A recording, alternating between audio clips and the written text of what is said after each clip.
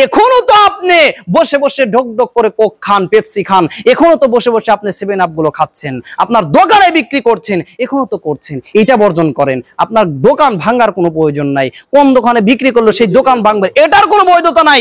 আপনি এটা রাখবেন কেন? আপনি মুসলিম, যদি একটা কোক আপনি একবার খান, আল্লাহর কসম করে বলি আপনি ইসরায়েলের পক্ষে যুদ্ধ করলেন।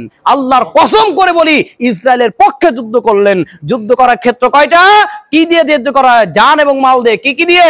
জান এবং মাল দিয়ে। সুতরাং ইসরায়েলের একটা পণ্য, ভারতীয় একটা পণ্য যেই দিন ক্রয় করবেন, ওই দিন আপনি কাফেরদের পক্ষে যুদ্ধ ঘোষণা করলেন। আল্লাহ তাআলা বলছেন, আল্লাযীনা আমানু ইউকাতিলুনা ফি সাবিলিল্লাহ, যারা মুমিন তারা যুদ্ধ করে আল্লাহর রাস্তায়। ওয়াল্লাযীনা কাফারু ইউকাতিলুনা ফি সাবিলিত তাগুত, আর যারা কাফের তারা যুদ্ধ করে তাগুতের রাস্তায়। এখন আপনি তাগুতের রাস্তায় যুদ্ধ করবেন নাকি আল্লাহর রাস্তায় যুদ্ধ করবেন? কার রাস্তায়? আল্লাহর রাস্তায় যুদ্ধ করবেন। যদি তাগুতের রাস্তায় যুদ্ধ করেন তাহলে আল্লাহর আয়াত অনুযায়ী আপনার সিফাত হয়ে যাবে আগের। আল্লাযীনা কাফারু, তাগুতের রাস্তায় যুদ্ধ করে কারা? কাফেররা। কারা? কাফেররা যুদ্ধ করে। তাহলে কাফেরের একটা সিফাত আপনার মধ্যে ঢুকে যাবে, আপনি বুঝতেও পারবেন না। সুতরাং ইসরায়েল একটা পণ্য। আমেরিকা যেহেতু ইসরায়েলকে অর্থ সম্পদ দিয়ে সহযোগিতা করছে, আমেরিকার একটা পণ্য।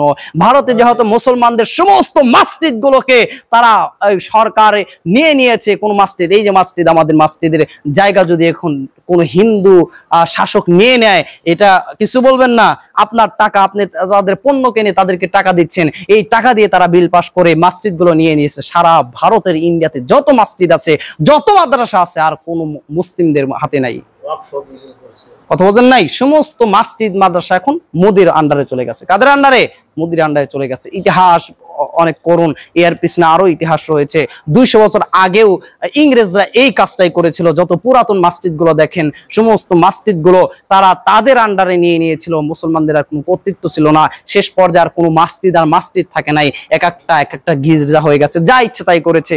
অনুরূপ ভাবে যেহেতু মসজিদ তারা নিয়ে নিয়েছে, এখন বলবে না এই জায়গায় এই মসজিদের দরকার নাই, এটাকে মন্দির বানায়া দাও, এই জায়গায় এই মসজিদ প্রয়োজন নাই, এখানে মসজিদের পরিবর্তে এইটা বানায়া দাও। এরকম ভাবে তারা বিভিন্ন ভাবে তারা ব্যবহার করতে থাকবে। সুতরাং আপনার এক টাকাও যদি তাদের পক্ষে অবস্থান নেয়, আল্লাযীনা কাফারু ইউকাতিলুনা ফি সাবিলিত তাগুত, আপনি তাগুতের রাস্তায় যুদ্ধ করলেন, আপনি তাগুতের রাস্তায় যুদ্ধ করলেন। এখন আমাদের যে যুদ্ধ, সেখানে গাজায় অর্থ সম্পদ পাঠানো প্রথম কাজ, এবং কাফেরদের আন্ডারে, কাফেরদের যুদ্ধের তহবিলে যেন টাকাও না যায়, এটাকে প্রতিহত করা, এটাকে বন্ধ করা, এই দুইটা আমাদের যুদ্ধ।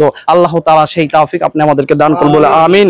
আল্লাহ আমাদের মুসলমানদেরকে আপনি সাহায্য দান করুন, আমাদেরকে সাহায্য করুন। আল্লাহ আপনার পক্ষ থেকে সাহায্যকারী প্রেরণ করুন বলে আমিন।